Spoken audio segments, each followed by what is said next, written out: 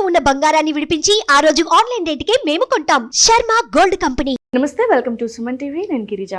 2025 ఆంగ్ల సంవత్సరంలో ద్వాదశ రాశుల వారికి ఏ విధంగా ఉండబోతోంది, అందులోనూ ఈ ఏడాదిలో 4 గ్రహాల మార్పు అయితే జరుగుతుంది అని అంటున్నారు. అటు గురుగ్రహం కానివ్వండి, శనిగ్రహం కానీ, అలాగే వీటితో పాటు రాహుకేతువులు కూడా మార్పు జరగబోతోంది. సో వీటి మార్పు ఈ 12 రాశుల వారికి, ఈ రాశి వారిపై ఎలాంటి ప్రభావాన్ని చూపిస్తుందో తెలిపేందుకు ఇవాళ మనతో పాటు ప్రముఖ జ్యోతిష పండితులు బ్రహ్మశ్రీ నందిబట్ల శ్రీహరి శర్మ గురువుగారు ఉన్నారు. వారితో మాట్లాడదాం. గురువుగారు నమస్కారం.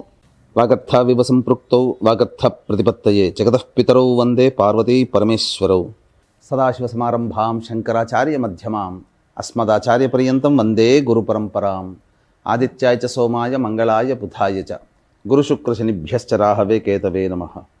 శృంగేరి జగద్గురు పీఠాధిపతులకి, కంచిపీఠాధిపతులకి నమస్కారములు తెలియజేసుకుంటూ కార్యక్రమాన్ని ప్రారంభిద్దాం. గురువుగారు, 2025 ఈ ఆంగ్ల సంవత్సరానికి సంబంధించి ధనుస్సు రాశి వారికి ఏ విధంగా ఉండబోతోంది అంటారు? ముందుగా వీక్షించేటువంటి సుమన్ టీవీ ప్రేక్షకులకి మనవి, ఇప్పుడు మనం చెప్పుకోబోయేటివి 2025 సంవత్సరంలో ఉండేటువంటి ద్వాదశ రాశుల వారికి సంబంధించినటువంటి మంచి చెడు విషయాల గురించి ఏ విధంగా ఉండబోతుంది. అయితే చాలామందికి ఒక సందేహం రావచ్చు, రాశుల ఫలితాలు అనేటువంటివి ఉగాది టు ఉగాది కదా మనం చెప్పుకునేది, మన సాంప్రదాయం. మన సాంప్రదాయాన్ని విడనాడి ఈ కొత్త సాంప్రదాయం ఏంటి, మనది కాని ధర్మాన్ని ఎందుకు మీరు ఈ విధంగా చెప్తున్నారు అనే ఆక్షేపణ కూడా ప్రేక్షకులు తెలియజేస్తారు. అయితే ఇక్కడ ధర్మం అంటూ ఒకటి ఉంటుందండి, శాస్త్రం అంటూ ఒకటి ఉంటుంది. మనకేం చెప్పబడుతుంది, ప్రపంచమంతా ఒకటి నమ్మింది అని అంటే అది ధర్మము శాస్త్రమై కూర్చుంటుంది. కాబట్టి ప్రపంచమంతా కూడా నూతన సంవత్సరంగా జనవరి 1 నుంచి డిసెంబర్ 31 వరకు పరిగణనలోకి తీసుకుంటున్నాయి. అయితే మనము కూడా అదే బాటలో, అంటే ఇక్కడ ఏంటి, ఆంగ్ల నూతన సంవత్సర భావంగా తీసుకొని ఫలితాలు చెప్తున్నాం అంతే తప్ప విశ్వావసునామ సంవత్సరంలో వచ్చే విశ్వావసునామ సంవత్సరానికి సంబంధించినటువంటి విధంగా చెప్పట్లేదు. జనవరి 1వ తారీఖు నుంచి డిసెంబర్ 31వ తారీఖు వరకు ఉండేటువంటి గ్రహస్థితిని దృష్టిలో పెట్టుకొని 12 రాశుల వారికి ఏ విధంగా ఉండబోతుందో విషయాలే తెలుసుకుంటున్నాం. మళ్ళీ మన సాంప్రదాయం ప్రకారం ఉగాది సందర్భంగా వచ్చే విశ్వావసునామ సంవత్సరంలో 12 రాశుల వారికి ఉగాది టు ఉగాది సంబంధించినటువంటి శుభ అశుభ ఫలితాల గురించి మళ్ళీ మీ ముందుకు వచ్చే ప్రయత్నం చేస్తాను. ఇప్పుడు చెప్పబోయేటువంటి మాత్రం కేవలం ఆంగ్ల నూతన సంవత్సరంగా అనగా 2025 సంవత్సరంలో జనవరి 1 నుంచి డిసెంబర్ 31 వరకు మాత్రమే ఉండగలిగేటువంటి ఫలితాల గురించి చెప్పేటువంటి ప్రయత్నం చేస్తాను. కాబట్టి ఈ చిన్న గమనికని మీరు గమనించవచ్చని చెప్తున్నాం. ధనుస్సు రాశి వారికి జనవరి 1 నుంచి డిసెంబర్ 31వ తారీఖు వరకు 2025 సంవత్సరంలో ఏ విధంగా ఉండబోతుందో తెలుసుకునే ముందు గ్రహ సంచారం తెలుసుకుందాం. మే 9వ తారీఖు వరకు గురువు వృషభ రాశిలో, తదనంతరం 9వ తారీఖు నుంచి మే నెల నుంచి మిథున రాశిలోకి గురువు సంచారం, అలాగే సెప్టెంబర్ 28 నుంచి నవంబర్ 11 వరకు కర్కాటకంలో, మళ్ళీ నవంబర్ 12 నుంచి డిసెంబర్ 28 వరకు అదే కర్కాటకంలో గురుడు వక్రీకరించి ఉండడం. ఇక తదుపరి గమనించుకున్నట్లయితే 16వ తారీఖు ఏప్రిల్ వరకు శని కుంభరాశిలో సంచారం చేస్తుండడం, 16 ఏప్రిల్ నుంచి అక్టోబర్ 19 వరకు మీనరాశిలో, అలాగే ఈ మధ్యలో జూలై 8 నుంచి అక్టోబర్ 9 వరకు మీనరాశిలోనే శని వక్రీకరించే స్థితి పొంది ఉండడం. ఇక అక్టోబర్ 10న గురువు శని భగవానుల వారు కుంభంలో వక్రీకరించి స్థితి పొంది ఉండడం. ఇక గమనించుకున్నట్లయితే రాహుకేతులు 15 మే వరకు రాహువు మీనరాశిలో, కేతువు కన్యారాశిలో, 16 మే నుంచి కేతువు సింహరాశిలో, రాహువు కుంభరాశిలో. ఇక మిగతా కుజ, రవి, శని, శుక్ర, బుధ ఈ సంబంధించినటువంటి గ్రహాలు వాటి యొక్క గమనాల ప్రకారము సంచరిస్తూ ఉంటుంటాయి. అయితే ఈ యొక్క ధనుస్సు రాశి వారికి ఏ విధంగా ఉండబోతుంది అనేటువంటి విషయాన్ని కనుక గమనించుకున్నట్లయితే ఈ సంవత్సరం ధనుస్సు రాశి వారు ముఖ్యంగా గురుబలం అత్యధికంగా ఉన్నటువంటి జాతకులుగా చెప్పవచ్చు. అలాగే కొంతకాలము ఈ శని భగవానుల వారు, అంటే గత 2 సంవత్సరాలుగా ఏలిన నాటి శని దోష ప్రభావం పోయింది, ఇక సంతోషమే అని అనుకున్నటువంటి తరుణంలో కొన్ని నెలలు అర్ధాష్టమ శని దోష ప్రభావంతో గురవుతారు. కాబట్టి అలాగే రాహుకేతుల యొక్క ప్రభావం కూడా చక్కగా 9వ స్థానము మరియు 3వ స్థానంలో రాహుకేతుల యొక్క సంచారము మే నుంచి ఉంటుంది. కాబట్టి చాలా ఒక గురువు మాత్రమే మిమ్మల్ని ఎల్లవేళలా రక్షిస్తూ ఉంటుంటాడు. అయితే ఇక్కడ గమనించాల్సినటువంటి అంశం ఏంటంటే కొన్ని రోజులు మాత్రం, ఒక 45 రోజులు మాత్రము గురువు మీకు యోగంగా ఉండట్లేడు. ఆ 45 రోజులు ఏంటి, ఆ సమయంలో ఎలాంటి పరిహారాలు పాటించుకోవాలి, అలాగే శని భగవానుల వారు ఎప్పుడు ఎలాంటి స్థితిలో మనకు యోగాన్ని కలగజేస్తున్నాడో, అవయోగాలు ఎప్పుడు ఉంటాయి, రాహుకేతుల ప్రభావం, మిగతా కుజ రవి గ్రహాల యొక్క ప్రభావము అనేటువంటి విషయాల గురించి చాలా సవివరముగా తెలియచేయడానికి ప్రయత్నం చేస్తాను. ఇక ముందుగా గమనించుకున్నట్లయితే ఇక గురు భగవానుల వారు 9 మే వరకు కూడా వృషభ రాశిలో సంచారం చేస్తున్నాడు. కాబట్టి మార్చి వరకు కూడా వక్రీకరించినటువంటి స్థితి కారణం చేత, జనవరి నుంచి మార్చి వరకు కూడా 6వ స్థానంలో గురువు వక్రీకరించినటువంటి కారణం చేత పంచమ కోణ ప్రభావాల్ని ఇస్తున్నాడు. అంటే అద్భుతమైనటువంటి యోగము 9వ తారీఖు మే వరకు ఉంటుంది. తదనంతరం మళ్ళీ 7వ స్థానంలోకి ప్రవేశం చేస్తున్నాడు. తద్వారా ఈ గురువు గారు కూడా చక్కగా యోగించేటువంటి స్థితిలో మీకున్నారు. ఎప్పటి నుంచి? మే 9 నుంచి సెప్టెంబర్ 28వ తారీఖు వరకు గురువు గారు మిథున రాశిలో సంచారం చేస్తున్నారు. ఇక గమనించుకున్నట్లయితే సెప్టెంబర్ 28 నుంచి నవంబర్ 11 తారీఖు వరకు కర్కాటక రాశిలో సంచారం చేస్తున్నాడు. ఇది కాస్త అవయోగాన్ని కలిగించేటువంటి సమయం. ఎందుకనంటే రాశి నుంచి 8వ స్థానంలో గురుగ్రహ సంచార ప్రభావం చేత కొన్ని ఇబ్బందికర పరిస్థితులు అనేటువంటివి కలుగుతాయి. ఇక ఈ సెప్టెంబర్ 28 నుంచి నవంబర్ 11 వరకు ఈ గురువు గారు 8వ రాశిలో సంచారం చేస్తున్నందువల్ల ఏమవుతుంది? ప్రధానంగా గురువు అంటే ఎవరు? విద్య, ధనము, కీర్తి ప్రతిష్టలు. కాబట్టి ఈ మూడింటికి సంబంధించినటువంటి పనులలో అనుకూలత. కాబట్టి వీటికి సంబంధించినటువంటి సమస్యలు ఎదురవుతాయి. సంతానం కోసం ఎదురు చూసేటువంటి వాళ్ళకి సంతాన నష్టము, అనగా దంపతులకి, స్త్రీలకి మిస్క్యారీస్ అవుతుండడం సెప్టెంబర్ 28 నుంచి నవంబర్ 11 మధ్య కాలంలో ఉండవచ్చు. కాబట్టి జాగ్రత్తలు పాటించాలి. లేదు, విద్యార్థులకైతే ఇబ్బంది, గడ్డు కాలము. అలాగే ధనం కోసం సంపాదించేటువంటి వాళ్ళకి, ధన ప్రయత్నాలు ఉన్నటువంటి వారికి ధన నష్టం సూచన జరుగుతుంది. ఈ సమయంలో ఏ పనులు అనుకుంటారో ఆ పనులన్నీ కూడాను ఆటంకాలతో కలుగుతూ ఉంటుంటాయి. అన్నిటికంటే ముఖ్యంగా ఇది మనదిరా అనుకున్నటువంటిది, వీళ్ళు మనవులురా అనుకున్నటువంటిది వీళ్ళు దూరం అయ్యేటువంటి అవకాశాలు ఎక్కువగా ఉంటాయి. కాబట్టి జాగ్రత్తలు పాటించండి. ఇక నవంబర్ 12 నుంచి డిసెంబర్ 28 వరకు మళ్ళీ గురువు కర్కాటకంలోనే వక్రీకరించినటువంటి కారణం చేత మళ్ళీ శుభుడవుతున్నాడు. కాబట్టి శుభ ఫలితాలు ఉంటాయి. కాబట్టి ఒక 2 నెలల కాలం మాత్రమే గురువు మీకు అనుకూలంగా లేడు. 10 నెలలు అనుకూలంగా ఉన్నాడు. ఇంకేం కావాలండి? ఇక సంబంధించి చూసుకున్నట్టయితే శని భగవానుల వారు 16 ఏప్రిల్ వరకు 3వ స్థానంలో సంచారం చేస్తుండడం వల్ల అద్భుతమైనటువంటి యోగాన్ని కలగచేస్తున్నాడండి. అందులో ఏమాత్రం సందేహం లేదు. అయితే 16 ఏప్రిల్ నుంచి అక్టోబర్ 9 వరకు మీనరాశిలో సంచారం చేస్తున్నాడు. అర్ధాష్టమ శని దోష ప్రభావం. అయితే ఏప్రిల్ 16 నుంచి అక్టోబర్ 9 వరకు అర్ధాష్టమ శని దోష ప్రభావంతో ఉంటారా అంటే జూలై 8వ తారీఖున వక్రీకరించే స్థితి పొంది ఉంటున్నాడు మీనరాశిలో. అప్పుడు ఏమవుతుంది? అర్ధాష్టమ శని దోషం కాస్త మళ్ళీ యోగకారకుడుగా మారుతున్నాడు జూలై 8 నుంచి అక్టోబర్ 9 వరకు. కాబట్టి ఏప్రిల్ 16 నుంచి మే 16, జూన్ 16, 2 నెలలు, తర్వాత ఈ 22 నెలలు, అంటే ఎంత? 82 రోజుల పాటు మీకు ఈ యొక్క శని భగవానుల వారు అర్ధాష్టమ శని దోష ప్రభావాన్ని కలగచేస్తున్నారు. ఇది వాస్తవంగా గుర్తుంచుకోండి. కాబట్టి శని భగవానుల వారు కూడా యోగదాయకమే అనేటువంటి విషయాన్ని మీరు గమనించుకోవాలి. ఈ 82 రోజులు మీకు యోగాన్ని కలగజేస్తున్నాడు. జూలై 8న వక్రీకరించి మీనంలో వక్రీకరించి తదనంతరం అక్టోబర్ 10 వరకు ఉంటాడు. జూలై 8 నుంచి కుంభంలో వక్రీకరించి ఉంటాడు. అప్పుడు ఏమవుతుంది? విచిత్రంగా మళ్ళీ ధనుసు రాశి వారికి కుంభంలో అక్టోబర్ 10 నుంచి నవంబర్ 26 వరకు, అంటే దగ్గర అక్టోబర్ అంటే దగ్గర 30-46 రోజులు కుంభంలో వక్రీకరించినటువంటి కారణం చేత మళ్ళీ ఏలిన నాడు శని దోష ప్రభావాన్ని గురవుతుంటాడు. కాబట్టి చూసుకున్నట్లయితే ఈ యొక్క శని ప్రభావం అనేటువంటిది మీకు ఏప్రిల్ 16 నుంచి జూలై 8 వరకు, మళ్ళీ అక్టోబర్ 10 నుంచి నవంబర్ 26 వరకు అర్ధాష్టమ శని, ఏలిన నాడు శని దోష ప్రభావాన్ని కలిగి ఉంటాడు ఈ యొక్క శని భగవానుల వారు.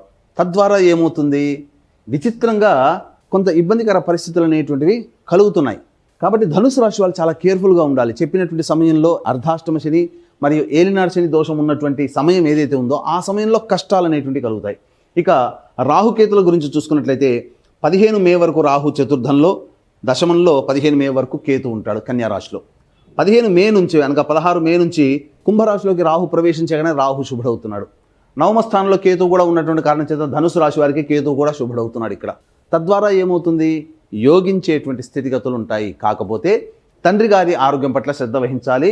అలాగే విదేశీయానగా దూర ప్రాంత ప్రయాణాలు చేసేటప్పుడు కూడా అక్కడ దూర ప్రాంతంలో ప్రత్యేక శ్రద్ధలు తీసుకుంటేనే నిలవగలుగుతాము అనే విషయాన్ని గుర్తుపెట్టుకోవాలి. ఇక తర్వాత చెప్పొచ్చేది ఏమిటంటే, ఈ యొక్క ధనుస్సు రాశిలో జన్మించినటువంటి ఉద్యోగస్తులు, కేంద్ర రాష్ట్ర ప్రభుత్వ ఉద్యోగస్తులకైతే చక్కగా ప్రమోషన్స్తో కూడుకున్నటువంటి బదిలీలు అనేటువంటివి జరుగుతాయి.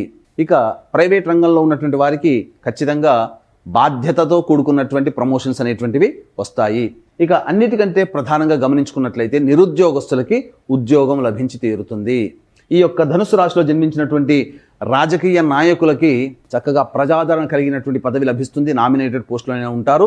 లేదా ప్రజారంజకంగా ఈ ఆల్రెడీ ధనుసు రాశిలో ఉన్నటువంటి నాయకులు ప్రజలతో మమేకమైపోయి ప్రత్యేక గుర్తింపుని తెచ్చుకుంటారని చెప్పవచ్చు. ఈ యొక్క ధనుసు రాశిలో జన్మించినటువంటి ఈ యొక్క సినీ రంగ ప్రముఖులు కావచ్చు, కళారంగంలో కావచ్చు, 24 ఫ్రేమ్స్లో వర్క్ చేసేటువంటి వాళ్ళు కావచ్చు, మీడియా రంగం వాళ్ళు కావచ్చు, సోషల్ మీడియా కావచ్చు, ప్రింటింగ్ అండ్ ఎలక్ట్రానిక్స్ మీడియా రంగంలో ఉన్నటువంటి వాళ్ళు కావచ్చు, వాళ్ళకందరికీ కూడాను అద్భుతమైనటువంటి యోగదాయకమైనటువంటి ఫలితములు ఉంటాయి. అధిక సంపాదన ఈ సంవత్సరం వారికి ఉండబోతుంది. తద్వారా కొత్త కొత్త ప్రాజెక్టులు అనేటువంటివి సైన్ చేస్తారు. తద్వారా డబ్బు వస్తుంది, ప్రజాదరణ కూడా పెరుగుతుంది.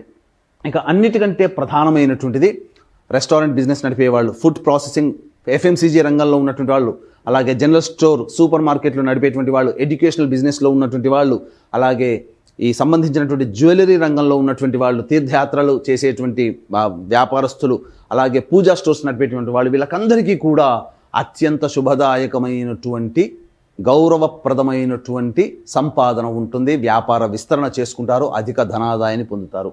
ఇక ఈ ధనుసు రాశిలో జన్మించినటువంటి రైతులైతే 2 పంటలు కూడా అధికంగా లాభాలు వస్తాయి. అధిక దిగుబడి కలిగినటువంటి పంటలనే వీళ్ళు ఎంచుకుంటారు. తద్వారా రైతులకి ఈ సంవత్సరం శుభదాయకంగా ఉంటుందని చెప్పవచ్చు.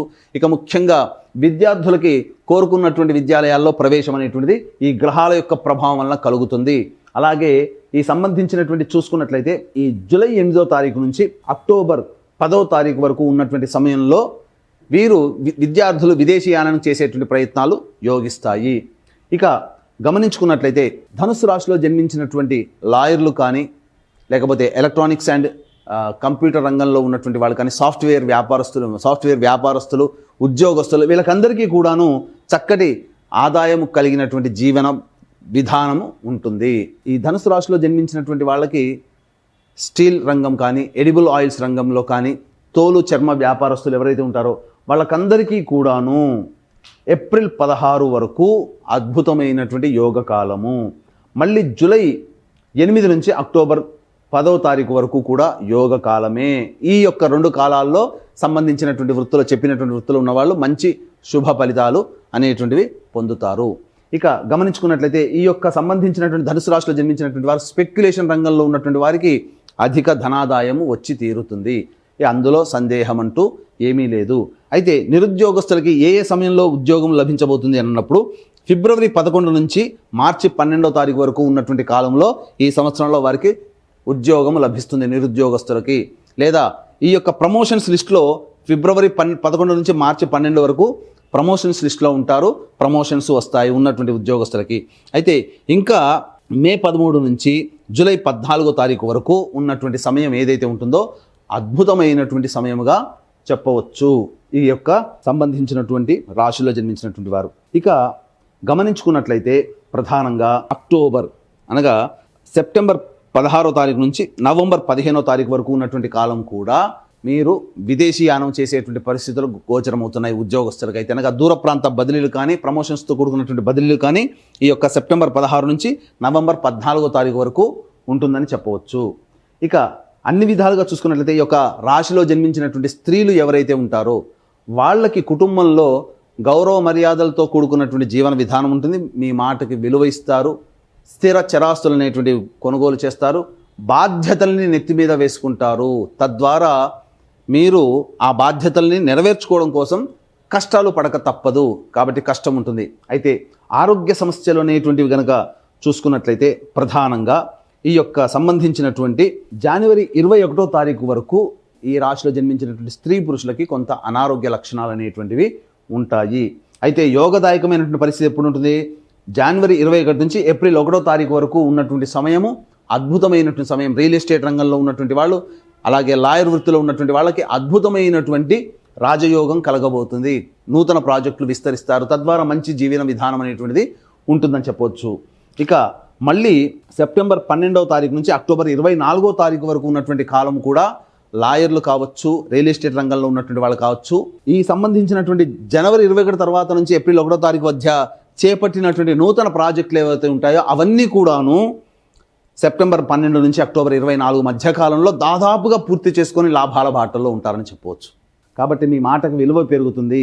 అన్నిటికంటే ప్రధానమైనటువంటిది జాతకరీత్యా ప్రధానంగా ఈ జూలై 26 నుంచి సెప్టెంబర్ 10వ తారీఖు వరకు ఉన్నటువంటి సమయం ఏదైతే ఉంటుందో ఉద్యోగంలో మార్పులు చేర్పులు చోటు చేసుకుంటాయి. ఉద్యోగంలో మీకు కాస్త అసహనం పెరిగిపోతుంది, కోపం ఎక్కువగా ఉంటుంది. కాబట్టి ఆ సమయంలో లౌక్యంతో ఎదుటి వాళ్ళతో, కుటుంబ సభ్యులతో మీరు వ్యవహరించండి. ఈ విధంగా చెప్పుకుంటే అన్ని రకాలుగా ఈ యొక్క ధనుసు రాశిలో జన్మించినటువంటి వారికి మంచి శుభ ఫలితాలు అనేటివి కలుగుతున్నాయి. ఇక ముఖ్యంగా గమనించుకున్నట్లయితే ఈ యొక్క ఏలిన నాటి శని ప్రభావం ఉండడం, గురువు కూడాను అనుకూలంగా ఉండడం, ఒక 2 నెలల పాటు అనుకూలంగా లేకపోవడం, ఇవన్నీ కూడా జాతకరీత్యా కొన్ని రోజులు ఇబ్బందులు పడక తప్పదు. శని భగవాన్ల వారు విచిత్రంగా ఈ ధనుస్సు రాశి వారికి అర్ధాష్టమ శని దోష ప్రభావము, ఏలినాడు శని దోష ప్రభావం సంబంధించి కొన్ని పరిస్థితులు గోచరం అవుతున్నాయి. కాబట్టి అప్పుడు కొన్ని కష్టాలు పడక తప్పదు. కాబట్టి ఇక్కడ చెప్పబడినటువంటిది అంతా కూడాను గొప్పగా ఉన్నటువంటిది ఏదైతే ఉందో అది మీ యొక్క రాశిరీత్యా చెప్పబడేటువంటిది. మీకు గనక ఈ యొక్క ధనుసు రాశిలో జన్మించినటువంటి వారికి వివాహ సంబంధములు నిశ్చయమవుతాయి. ఈ సంవత్సరం చక్కగా వివాహము కుదురుతుంది, అందులో ఏమాత్రం సందేహం లేదు. కాకపోతే ఇక్కడ వివాహం కాకపోయి ఉంటే మీ తల్లిదండ్రుల యొక్క జాతకము, మీ తోడబుట్టిన వాళ్ళ జాతకం కూడా మీ మీద ఇంపాక్ట్ చూపించబడుతుంది. వివాహమైతే మీ యొక్క భర్త కానీ భార్య కానీ మీ కడుపున పుట్టిన సంతానం జాతకం కూడా మీ మీద ప్రభావం చూపుతుంది, స్త్రీ పురుషులకు ఎవరికైనా. కాబట్టి జాతకరీత్యా అందరికీ మంచిగా ఉండాలి. మీ యొక్క సంకల్పం ఈ సంవత్సరం 2025 సంవత్సరంలో నెరవేరాలి. మీ ప్రతి మనిషికి కూడాను జాతకరీత్యా విద్య, వివాహ, ఉద్యోగ, దాంపత్య, సంతాన, అనారోగ్య సమస్యలే ఎక్కువగా ఉంటాయి. విదేశీయానము, విదేశీ విద్యము, అలాగే ఇటువంటివన్నీ కూడా. కాబట్టి ఈ ధనుసు రాశి వారికి ఈ సంవత్సరంలో నరఘోష కూడా ఎక్కువగా ఉంటుంది. కాబట్టి ఇటువంటి దోషాల నివారణకి మరియు జాతకరీత్యా 12 రాశులు కూడాను శని ప్రభావానికి గురవుతున్నాయి. గుర్తుపెట్టుకోండి, ఏ రాశి కూడా ఎగ్జంప్షన్ కాదు, 12 రాశులు కూడాను ఎగ్జంప్షన్ కాదు. అన్ని రాశులు శని ప్రభావానికి గురవుతున్నాయి. కాబట్టి ఈ సంవత్సరంలో 2025 సంవత్సరంలో ద్వాదశ రాశుల వారికి శని దోష నివారణార్థమై సర్వదోష నివారణ పూజలు, సంకల్ప సిద్ధి హోమాలు అనేటువంటివి ఈ 2025 సంవత్సరంలో జనవరి 13వ తారీఖు రోజున అత్యద్భుతమైన రోజు, పౌర్ణమి తిథి, మరియు ఈ యొక్క అద్భుతమైనటువంటి తిథి రోజున శ్రీకాళహస్తిలో కానీ శ్రీశైల క్షేత్రంలో కానీ 2025 సంవత్సరంలో శ్రీకారం చుట్టబోతున్నాము. అంటే ప్రతి నెల ఒక్కొక్క పుణ్యక్షేత్రంలో, ఒక్కొక్క క్షేత్రంలో వివిధ రకాలైనటువంటి పూజలు, హోమాలు అనేటువంటివి ప్రతి నెల చేయించడం జరుగుతుంది. వాటి వీడియోలు కూడా మీకు పంపించడం జరుగుతుంది. మీ కుటుంబ సభ్యుల అందరి గోత్రనామాదులతో కార్యక్రమం చేయించడం జరుగుతుంది. దీని రిజిస్ట్రేషన్ వివరాలు కార్యక్రమ తదనంతరం కాంటాక్ట్ చేసి పూర్తి వివరాలు తెలుసుకోవచ్చు. అలాగే తండ్రి వైపు 6 తరాలు, తల్లి వైపు 3 తరాలు, భార్య వైపు 3 తరాలు, భర్త వైపు 6 తరాల్లో ఏవైనా దుర్మరణాలు ఉన్నా, లివర్ ఫెయిల్యూర్, కిడ్నీ ఫెయిల్యూర్, క్యాన్సర్తో ఎవరైనా కుటుంబ సభ్యులు మరణించినా, 60 సంవత్సరాల లోపల కుటుంబ సభ్యులు ఏ విధంగానైనా చనిపోయినా వాటిని పితృదోషం లేదా పితృశాపం అంటారు. కాబట్టి వీటి నివారణకి, పితృదోష నివారణకి కూడా ప్రతి నెల మన పీఠం ఆధ్వర్యంలో జరపబడుతున్నాయి. వాటి వివరాలు కూడా కార్యక్రమ తదనంతరం కాంటాక్ట్ చేసి తెలుసుకోవచ్చు. ఈ ధనుసు రాశి వారు ఎలాంటి పరిహారం చేసుకుంటే మెరుగైన ఫలితాలు పొందే అవకాశం ఉంటుంది అంటారు గురువుగారు, తెలియజేస్తారా? ప్రతిరోజు కూడాను శివాలయ సందర్శనం, విష్ణు దేవాలయ సందర్శనం చేసుకుంటే మంచిది. ప్రతిరోజు విష్ణు దేవాలయం చేసుకుంటే ఇంకా మంచిది. లేదా సమస్యలు కలిగినప్పుడు తులసి చెట్టు దగ్గర ఆవు నేతితో దీపారాధన చేసి ఒక 27 రోజుల పాటు విష్ణు సహస్రనామ పారాయణం చేయండి, సమస్య పరిష్కారం అవుతుంది. అలాగే ప్రతిరోజు కూడాను దత్త కవచ పారాయణం చేయడం మరియు సూర్యుడికి నమస్కారం, సూర్యాష్టకం 6 సార్లు పారాయణం చేయడం, ఆదివారం నాడు మాంసాహార భోజనం నిషిద్ధము అనేటువంటిది కనుక పెట్టుకుంటే చాలా మంచి ఫలితాలు పొందుతారు.